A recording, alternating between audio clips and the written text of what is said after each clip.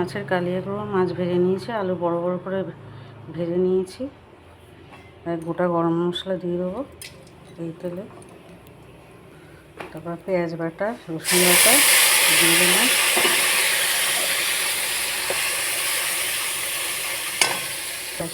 পেঁয়াজ আর রসুনটা ভেজে নিলাম, নাহলে কাঁচা গন্ধ বেরোয়। ভালো করে ভাজা হয়ে গেছে, তেলও বেরিয়ে গেছে। এবার লঙ্কা বাটা আর আদা বাটাটা দিয়ে দিলাম। তাই জিরে ধনের গুঁড়ো দেবো না, আর একটু নুন দিয়ে দিলাম, আর হলুদ দিয়ে দেবো। ছেড়ে নিয়ে ভালো করে কষিয়ে নিয়ে তারপরে মাছটা আর আলুটা দিই।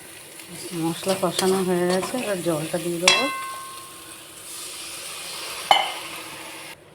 জলটা দিয়ে দিলাম। এবার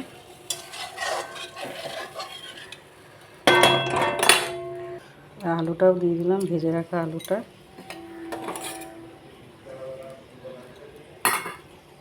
ঝোল ফুটে গেছে, এবার মাছটা দিয়ে দেবো।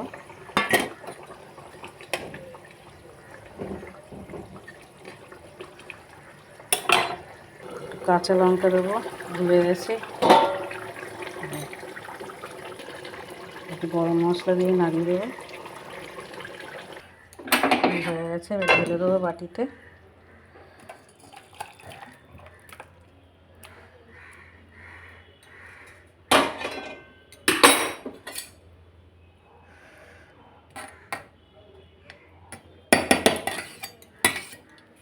ভেটকি মাছের হয়ে গেল রেডি মাছ।